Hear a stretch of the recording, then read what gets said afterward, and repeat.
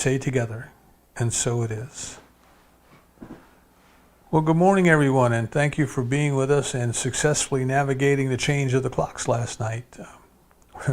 When we had the center both in Durham and in Wilmington, it was kind of interesting when the clocks changed to see who would come in at the wrong time, and they were absolutely certain that they were right and that I had started the service at a different time. So Lori and I chuckled about that this morning.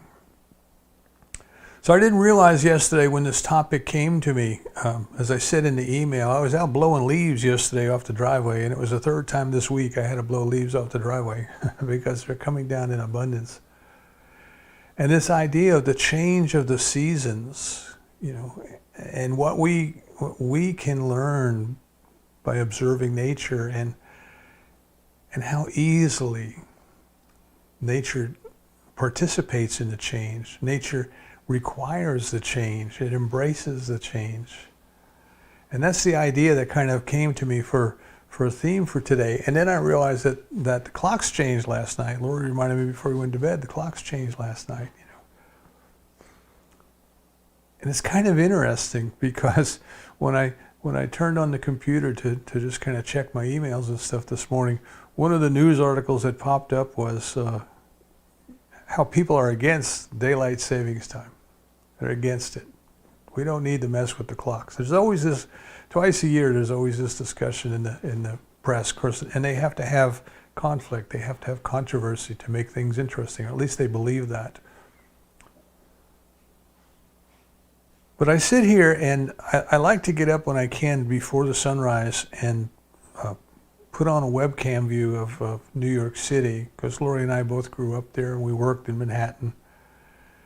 And I like to watch the sun come up behind the buildings in the city. I like to see as the sky starts to get brighter and brighter, and then you get that glow, and then suddenly it comes up, And if you look every day, if you observe the sunrise and the sunset every day, you can literally see it moving up and down the horizon, I think of Stonehenge and how scientists think that this was an observatory. If you stood in the center of Stonehenge and looked out each day at the horizon where the sun came up, that at certain peak times during the year, the equinoxes, you could actually see that the sun would line up with a particular stone. And it's that way looking at the buildings in the city. You can see the sun come up between different buildings, and now it's marching to the south, And when we get to December, it'll stop, and then it will start to march back up to the north. And it's been doing this for billions and billions of years, and it's an ever so subtle change, an ever so slight change. And nature doesn't resist it. Nature doesn't complain about it. That's the way it is. And in fact, nature needs it. We would not have the seasons if it were not for that progression. And all of life has evolved to cooperate with that. And yet here we are, human beings, and somebody says, okay, you got to go set your clock back tonight. And we say, no, I don't want to do that. We resist, we push back, we fight against the change. But nature just goes along with it. It's just the way life is. And as I was reading some this morning, I was reading about how mind, remember for the last couple of weeks we've been talking about what mind is. The movement of consciousness was kind of the definition that we agreed upon, or I decided to agree upon for this series of talks. We have this thing called consciousness, which is awareness, but then this consciousness seems to flit and to move from place to place to place, and we call that movement, this activity within consciousness, we call that that thought. Excuse me, I got to get some water. Or we call that mind.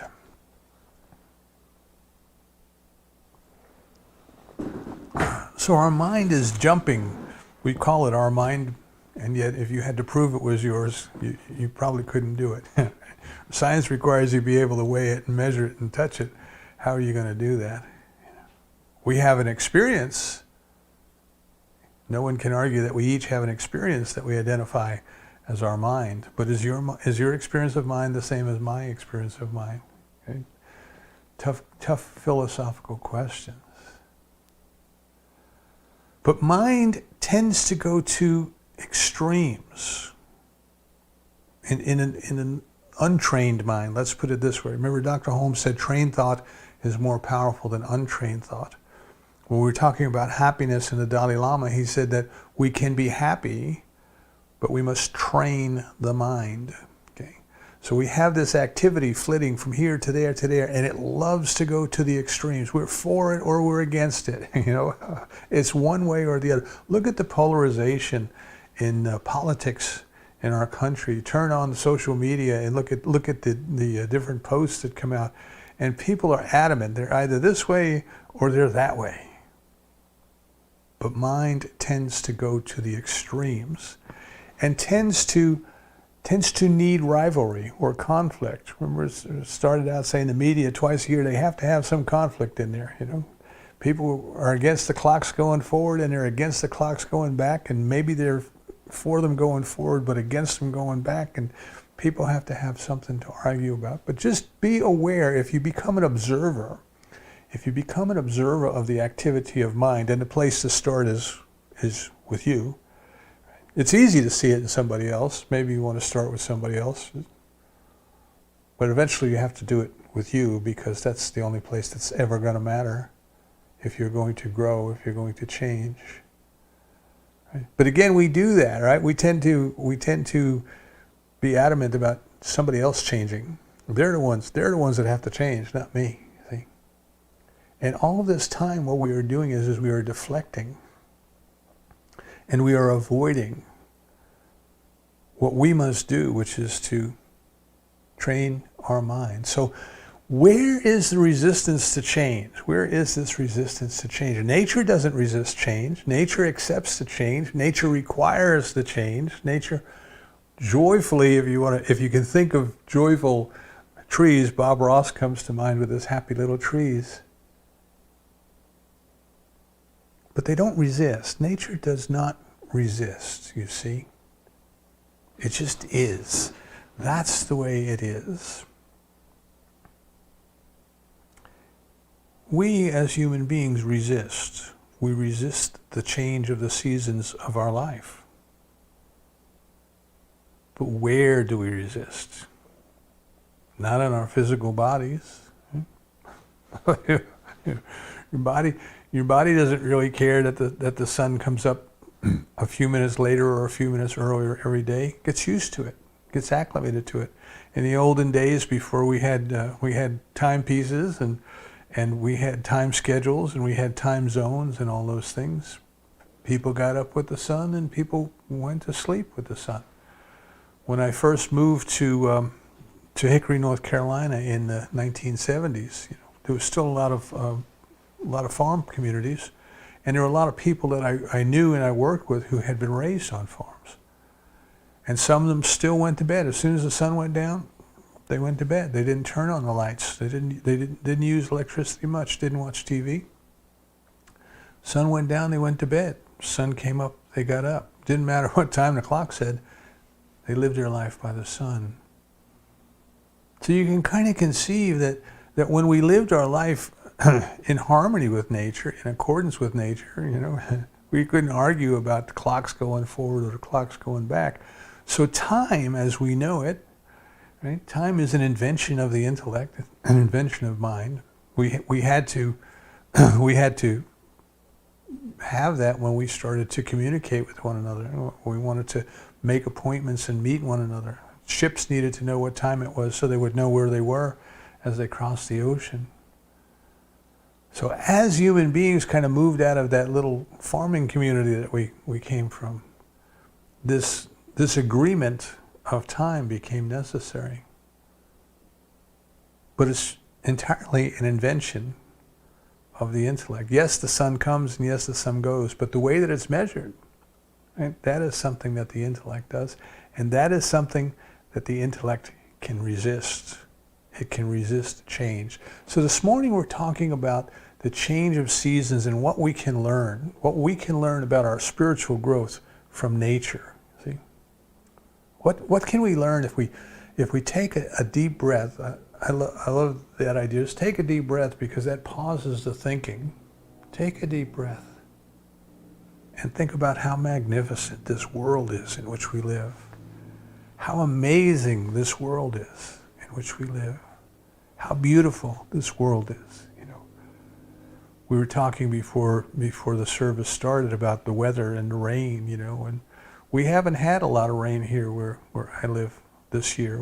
We've kind of been behind schedule, but we had a little bit last week, just a little bit, just rain for a few hours, just enough to get the grass. It's trying to go dormant, but just enough to give the grass a little opportunity to green up one last time. Just enough to water the trees and the plants and the hedges. So I was out blowing my leaves there the other day, and the first thing that occurred to me when we think of nature is the abundance. The abundance. How many leaves are there? The abundance of nature. The opulence of nature.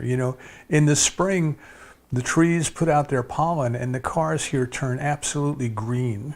You go to get in your car and you can't see out the windshield.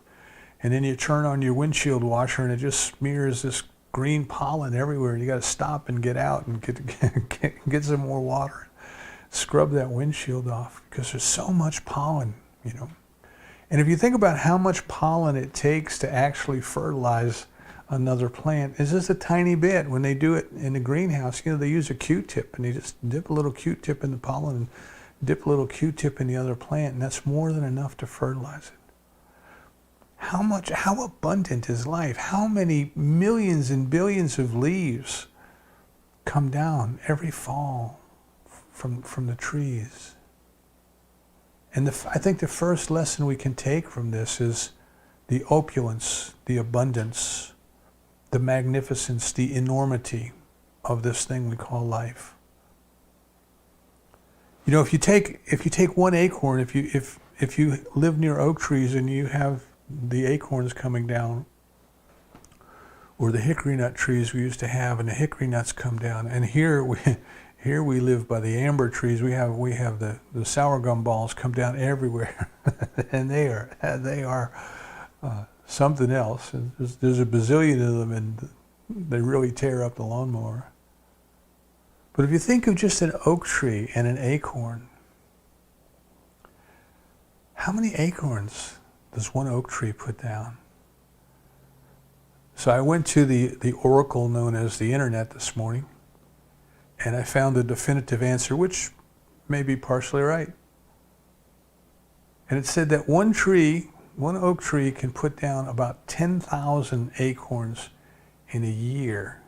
And then another article said 10 million in a lifetime. Now, I haven't done the math to see if the two correlate. But either way, it's a lot. It's a lot. When you consider that it takes one acorn to start a new tree,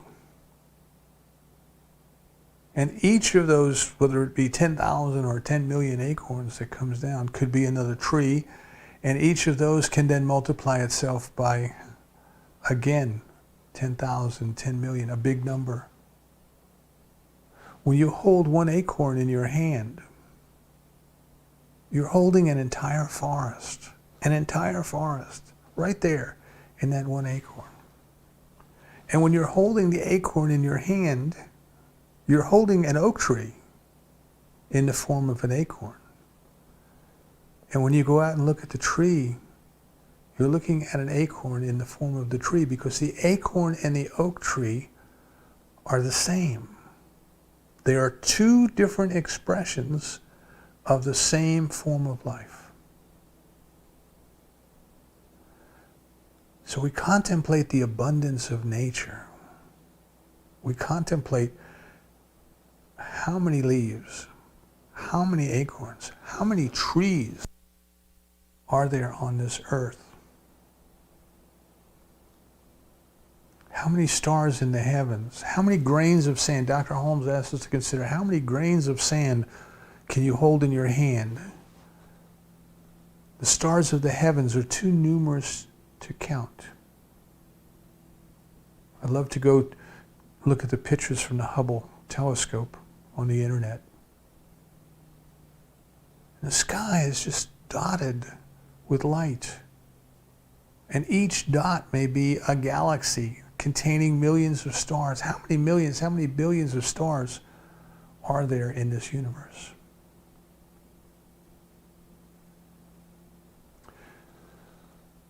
But we want to take this one step further. So we don't want to just observe the abundance of life, the magnificence of life outside of us.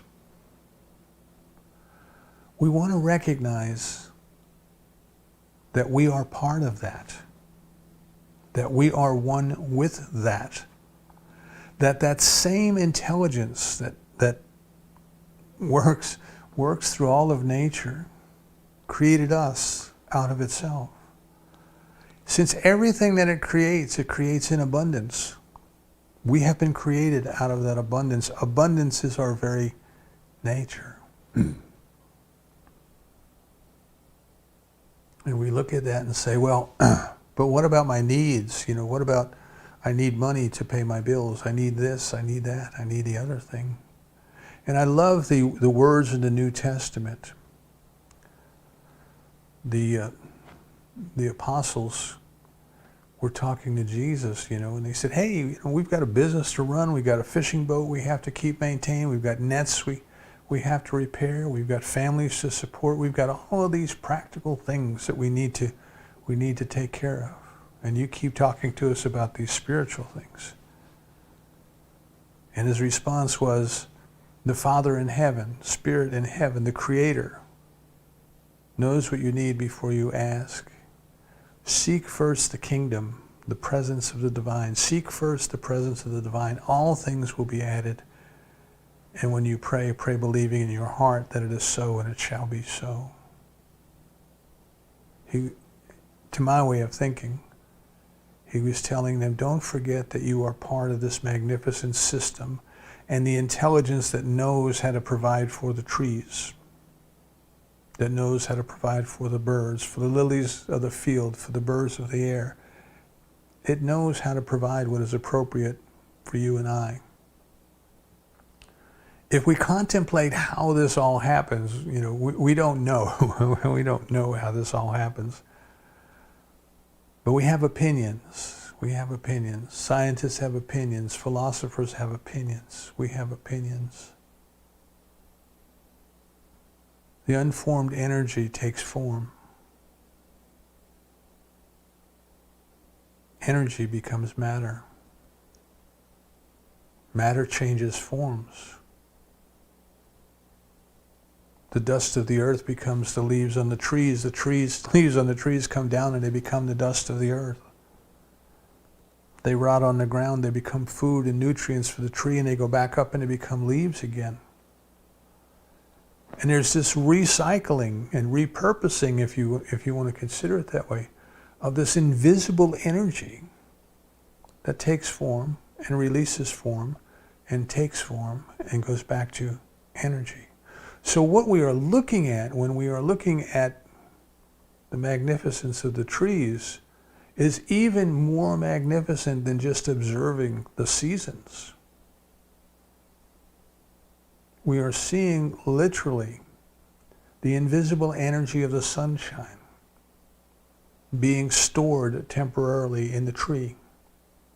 I don't know if you ever thought about that, but when if you have a wood-burning fireplace, when you throw a piece of wood in there, it gives off heat. And where did that heat come from?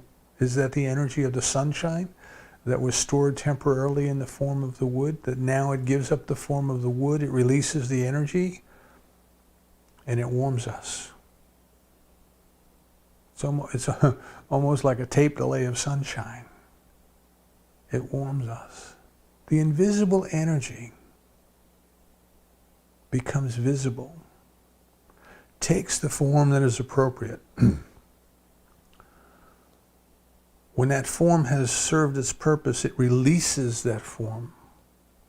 It releases that energy. Right? We can put leaves into a compost pile, and we can mix them with other matter and manure.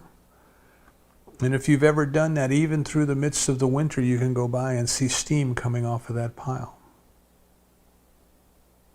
The matter is slowly releasing its energy. Or we can take those leaves and we can toss them into the fireplace, and with a big flash, they will release the energy. But keep in mind what we were seeing, energy taking the form of matter, matter releasing the energy.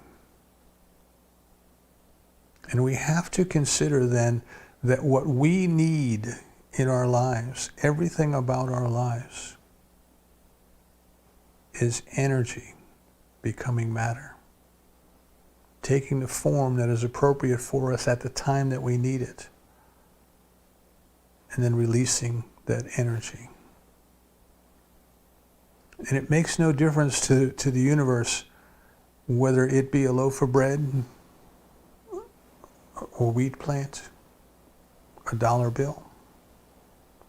It is all energy. Think of money as energy of God in action. Dr. Raymond Charles Barker wrote a little booklet called Money is God in Action. When we recognize that there is only one source in the universe, and it makes no difference what form that source takes, it takes the appropriate form as required, then we can start to dispel this idea of separation between God and money. Remember, you can't serve both. We have to recognize that every dollar that comes into our hand is the loving energy of God coming into our lives. And every dollar that we spend is the loving energy of God moving on, because it's no longer required in our hands, but it blesses another.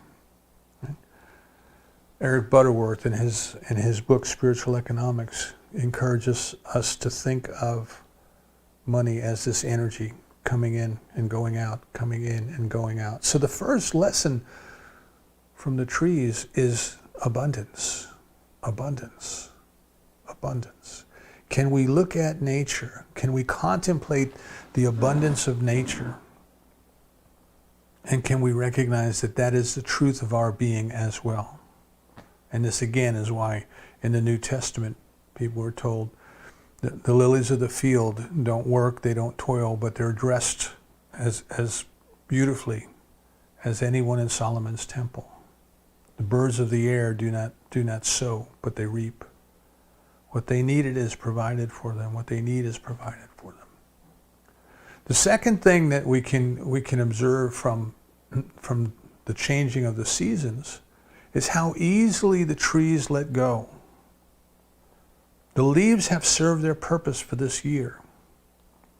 They were a source of capturing sunlight. They were a source of taking that sunlight and creating the very food that the trees needed while they were living during the summer months. But now it's time for them to rest. It's time for them to go into a cycle to regenerate, to prepare for the next season. So they easily let go of what they no longer need. Easily. They just let them go. They put on a magnificent colors. They're actually dying, but it's beautiful. See? It's beautiful. And they let go. You don't hear the trees struggling or crying or weeping or wailing or gnashing of the teeth. You just hear the wind rustling in the leaves, and you see them coming to the ground. As we observe nature, we can see that this constant change is part of nature. As I said at the beginning, if you look at the sunrise every day, if you look at the sunset every day, it's a little bit different than it was yesterday. If you go out at night and you look up at the stars and you do that at the same time every night, you will notice that the stars appear to have moved slightly because the earth has moved slightly. All of life is change. All of life is change. And nature changes easily. But just like we resist changing the clocks an hour, Who are they to tell me to change the clocks an hour? We don't always accept the fact that our life is changing. All of life is changing. It's not supposed to be the same tomorrow as it was yesterday. Osho tells us that because we are afraid of death, we try to create the illusion that everything stays the same. Now, I don't know if that's entirely true, but it's a good way to think about it. Why do human beings resist change? What part of the human being resists change? The intellect resists change. The intellect's creation, the ego, resists change. The animals don't resist change. The trees don't resist change. We resist change. But we don't have to, because it is an activity of mind, and if we learn to train mind, we can learn to stop resisting. The trees do not resist letting go of their leaves. We can learn from that life changes, we grow, we evolve. Every day is a new day. Every day is a new opportunity to grow in love, in a deeper experience of love, to grow into a deeper realization of the magnificence that has not only created us, but is still with us. It is still with us. See, we have this barrier in our consciousness that we call separation. We think that somehow we are separated from that which has created us out of itself, and that is an impossibility. But it is an experience. It is an experience we have because it is an experience we believe in. It is a division that mind makes. It cannot be in actuality. See, the third thing that I learned from looking at the trees was how everything is connected. Everything is connected. All of life is connected. There's not one part of life that doesn't fit in with the rest of it. It's all connected. The sunshine becomes the tree. The sunshine becomes the leaves. The leaves take the energy of the sunshine and turn it into food. When the tree no longer needs that energy because it's going dormant for the winter, the leaves easily come down. But then what happens to the leaves? The leaves decompose and they become nutrients in the soil. And they feed not only next season's trees, but they feed the life in the soil, the microbes in the soil, the earthworms in the soil, the grass that grows in the soil, the weeds and vines and everything else that grows in the soil. Just in that one example, they're all connected. They're all connected, you see. But they are connected to life itself because they each go through seasons. They each know what to do. Now, they don't know it in the sense of being self-aware like we are, but there's an intelligence in them that knows what to do. It knows when to do it and it knows how to do it. I love the example of the butterfly. If the caterpillar knew what was coming, it probably would never crawl into the cocoon. So, wait a second, I'm going to wrap myself in this thing, and then I'm going to completely turn into a blob of jelly, and then later I'm going to come out and I'm going to have wings. I don't think so. I think I'll be happy staying a caterpillar, just crawling around on the leaves, just eating. It's just fine. Caterpillar's life is for me, you see. Nature does not resist that change. But we, because we have intellect, we have mind, we can resist it. Now, I think one of the reasons that we resist it is that we have this belief in separation. We don't consider ourselves to be a part of the whole. We never stop to think of the fact that the soil becomes the vegetable and the vegetable becomes our body. That we are intricately connected to the earth. You know, the climate change conferences going on now in Europe, and people seem to become more willing to acknowledge the fact that we are part of the earth, and what we do to the earth, we do to ourselves, we do to our children, you know. And of course, in some of the cultures that were more closely related to land, the famous oration of Chief Seattle, if you look that up on the internet, says, how can you own the land? How can you own the water? How can you own the sky? And there's this idea in that is attributed to those cultures that we borrow the land from our children, that we need to be good stewards of it for future generations. Because what we're doing to the land, we are doing to our future generations, you see. That awareness is starting to increase more so than it was maybe 20 years ago or so. And remember, our mind tends to like the extremes, like the division. So we even set up the extremes of this rivalry, if you will, between the environmentalists and the people who are not environmentalists, is the best way I could put it. There had to be this conflict because that's what human nature expected. But the reality is that we are part of the whole. Each and every one of us is part of the whole. Now, the intelligence that created the universe out of itself obviously knows what to do intelligently when it comes to nature. Trees know when to sprout. Trees know when to let go of their leaves. Something in the leaves knows how to decompose. Something in the soil knows how to digest those leaves and turn them into nutrients. All of that takes place without the need of human beings trying to coordinate it and organize it,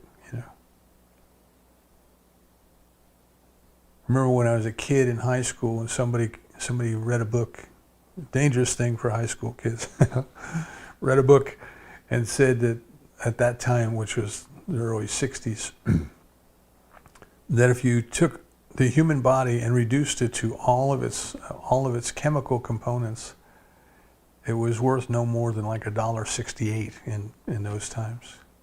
That's what we are, a little sack of chemicals worth $1.68. But somehow there's an intelligence that has created us out of itself, that knows how to take that sack of chemicals that were worth $1.68 when I was in high school and create these magnificent bodies that we have to use to express life while we are here. If we can bring ourselves, if we can take our intellect from the extreme, and we can start to realize then that we are part of life as much as the tree is part of life. The other night, my security alarm went off at 1 o'clock in the morning. One of my cameras was activated, and I sat up and looked at it. It was a big, beautiful buck. It must have been like an 8-point buck, just strolling through my yard. And I live in a pretty urban area, but I'm on the outskirts of it. There's open areas just a few blocks away from us. And the deer come along the power lines.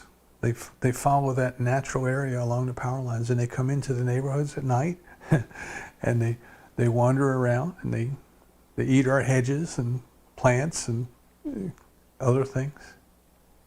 And in the daytime they go away, Something guides that animal that knows exactly what to do and when to do it and how to do it. And it is magnificent. It is magnificent in its environment. It is a magnificent creature. And if we could come and look at ourselves and say, there's a wisdom within us, there's an intelligence within us, that which has created us out of itself knows what to do if we get this activity of mind trained and out of the way, trained and out of the way. Let our guidance come to us. Let us recognize that if the nature of the divine is peace, then our nature is peace. If the nature of the divine is love, then our nature is love. If the nature of the divine is abundance, then our nature is abundance. And most importantly, if the nature of the divine is harmony, which is what we see, which is what we're talking about, the harmony, the synergy, right? The sunshine, the rain, the trees, the leaves, the soil, the worms, the microbes. It all works together perfectly because the intelligence that created it knows how to do that. Even if you want to say, well, it's just at a chemical level, it just happened at a chemical level. That chemical level is an expression of that harmony. So now we have to come to the point of saying, well, wait a second now. This thing that we call God, this thing we call the divine, this thing we call love, or this thing we call nature, it is ineffable. It is beyond words. We don't have the words to express it.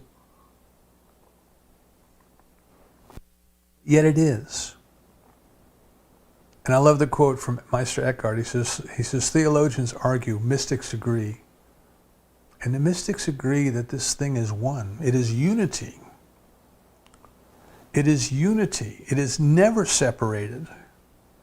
It is diversified, but it is never separated. See, in our way of thinking, we say, if I am this, I am not that. If I am that, I am not this. If I am me, I am not you. If I am you, I am not me. And this is a limitation of the intellect, not experiencing the whole. And we have to consider then that this thing that we call the divine is both one and many at the same time. See, we say, well, you can be one or you can be many, but you can't be both. Right? Lori and I took some classes with a professor of Hindu philosophy many years ago. Very, very interesting man. He was in his 90s at the University of North Carolina.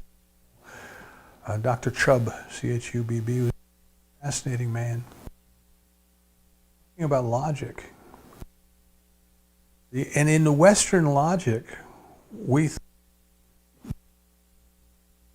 true or false. It's and he explained to us that in India there's an older logic, older than the Greek logic. See, we got our logic from the Greeks. And in that logic, a thing might be true, or it might be false. Or it might be both true and false, or it might be neither true nor false. Now, to my mind, growing up in the Western culture and being trained in the schools here, I said, well, that's ridiculous. It is or it isn't. You know, it can't be both at the same time. And then, of course, we start to get into the findings of quantum physicists. When you go below the atomic level to the subatomic level and you start to say, is light a particle or is it a wave?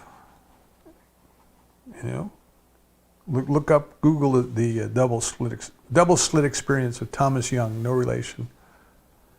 Is light a particle or is it a wave? And it could be a particle, could be a wave, could be both. Maybe neither. So what he was pointing out to us is that nature itself is more at that level, at the subatomic level. Nature itself is more like the ancient philosophy of true or false, or both true and false, or neither true nor false. So I invite you to just be aware when your thinking says, well, it's got to be this but not that, or it's got to be that but not this. Perhaps, maybe you're only partially right. Maybe you're only partially right. So we have to consider then that this thing that we call God, this thing that we call the divine, is both one and many at the same time. It is one expressing itself as many, but it is aware of its oneness. Whereas we are not aware of our oneness, except in brief glimpses called mystical experiences, brief moments where we have this experience. It is not an intellectual experience. It's not some place the intellect can go with you. The intellect can tell you it's there, but the intellect can't go there with you. But this thing that we think of in the terms of God, or the divine, or life, or nature, it is both one and many at the same time. And it is experienced in itself uniquely in each individualized expression of itself that it is. It is life enjoying itself, if you want to think of it this way. It is life joyfully expressing itself as the tree, as the buck walking through my yard in the middle of the night, as myself, as yourself. Life created us to express itself and have the experience of itself as us. As us. So we could say, well, the divine is aware of itself as the tree, but is the tree aware that the divine is within itself? I'm getting back to the arguments of philosophy. And we'd say, well, as far as we know, the tree doesn't have that kind of awareness. Right? It doesn't have self-awareness. It is aware, it has an awareness of its environment. Obviously, it knows when the sun is shining, and, knows when it's raining, knows what to do with the sunshine, knows what to do with the rain. Have you ever seen the trees when it doesn't rain for a while and the leaves turn over? They turn the silver side out. Have you ever worked with a grapevine and you go out and tie your grapevine up to your trellis? Sometimes the leaves get turned over, but in a few hours they turn back, they rotate the other way. Some kind of awareness there, perhaps only at a chemical level, but there's an awareness there of its environment. But we don't know that it's self-aware. And yet you and I are self-aware, or at least we have the ability to be self-aware. And just because we have the ability doesn't mean we use it. Okay? A lot of times we go through life totally unaware of what's going on, totally unaware of ourselves. But you and I can become aware of our unity. We can have that experience, and we can have, as Dr. Holmes calls it, the conscious realization of the experience of the presence of the divine within us. We can have that experience of unity with all of life. We can have that experience of unity with all beings. We can break down these ideas of separation, these ideas of extreme thinking from one side to the other. Excuse me. And we can start to experience the bigger life, the life that is behind all of this. That which is before words, but from which words come. That which is before thoughts, but from which thoughts come. We can start to experience joyfully our connection with life. See, we can do something that the trees can't. We can not cooperate with the way life is. The trees are just trees. The sun comes up, the sun goes down. The winter comes, the winter goes. The trees behave accordingly. But we can't imagine a tree's ever thinking, I don't want to do this. I don't know where the food is going to come from next spring to give me new leaves. I'm going to worry about that. See, we can't imagine them having that kind of consciousness. But you and I, in the activity of mind, we can do that. We separate ourselves from our God in the activity of our mind. So, training the mind, which is what we've been talking about for the last month or so, training the mind to stop this flitting around, to stop this going from extreme to extreme to extreme, and being in the moment with the magnificence that is an important technique for our growth. One simple thing that we can do, one simple thing, I just want you to practice this one thing this week, is when you feel yourself having an opinion about something, say to yourself, it's only partially right. It's only partially right. Because the mind likes to go to extremes and absolutes. This is my way of thinking, this is the right way of thinking, there's no other way of thinking, and this is correct. We want to bring the mind back to the middle. Perhaps that's the way it is. Perhaps it's not. Perhaps there are other. Perhaps we as human beings don't have the ability to really know. So why should we be so stuck to an opinion when we don't really know? So no matter what it is, particularly if you get caught up in the news and the news polarizes, right? It needs to polarize. There's this way and there's that way. You read the one paper and you get this side of the story. You read the other paper, you get that side of the story. And that's why so many people just watch one channel. They don't hear the other side of the story because this way is the right way. This is the one I'm going to watch. And what we need to do is look at these things and say, perhaps that's the way it is. Perhaps it's only partially right. Perhaps I'm only partially right.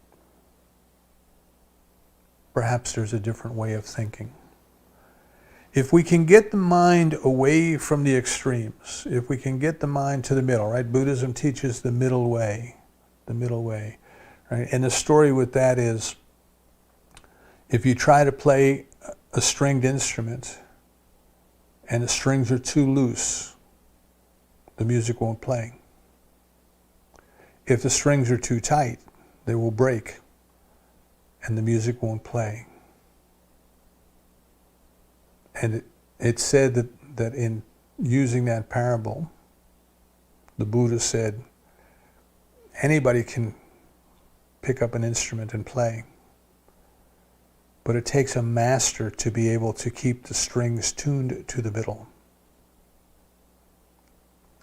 You are the musician of your life. Your life is a beautiful celebration of the magnificence of the divine that has put us here. It has put us here to observe and to enjoy and to experience the magnificence of what it is. And in order to do that, we need to stay in the middle. There was a movie shot in 1972. Bernardo Bertolucci did a dramatic depiction of the events of the life of St. Francis of Assisi. If you're not familiar with St. Francis, he's usually depicted with animals. He preached sermons to the birds. A very simple man. But the drama of the movie was there was this great conflict because Francis was a simple man who believed that we should live with only what we need. If we have more than we need, it causes problems. And yet he was surrounded by a church that was opulent. There was money, there was fancy robes, there were fancy buildings, there were all of these things. So the movie sets up this great conflict. Of course, movies have to have that in order to be dramas. And the final scene has Francis going before the Pope because the hierarchy of the church back from where he came was against him, because he was basically telling people the church has too much money, you don't need to give them money.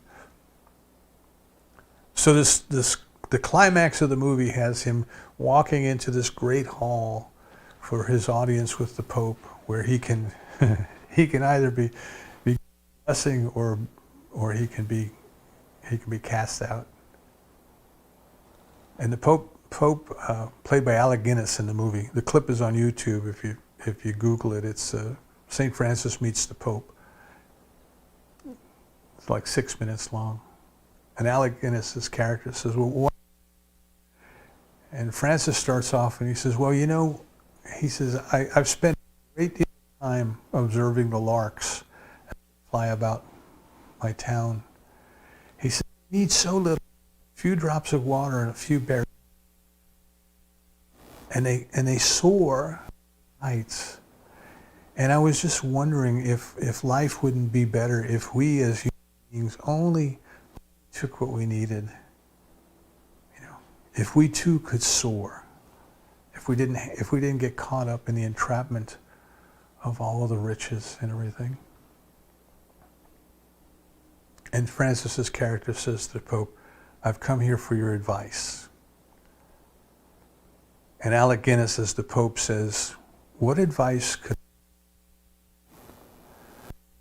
God has given you the gift of approaching him through his creatures? Can you see the activity of the divine in nature, in the birds of the air, in the lilies of the field?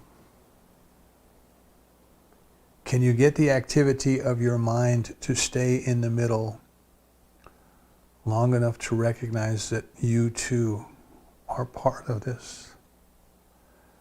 Can you look into the mirror and humbly acknowledge the magnificent creation that God has made as you? Can you love yourself as God loves you? I invite you this week, stay in the middle. Don't let yourself get sucked off to one extreme or the other. Stay in the middle. Be here now. It's perfect right now. It's perfect when the leaves are falling. It's perfect when the leaves are sprouting. It's perfect when the sun is shining. It is perfect when the rain is falling. It is always perfect in the moment. We just have to bring our mind to the middle to experience it. Remember, everything that we have ever believed is only partially right. So we don't have to stay stuck to it. Enjoy the middle.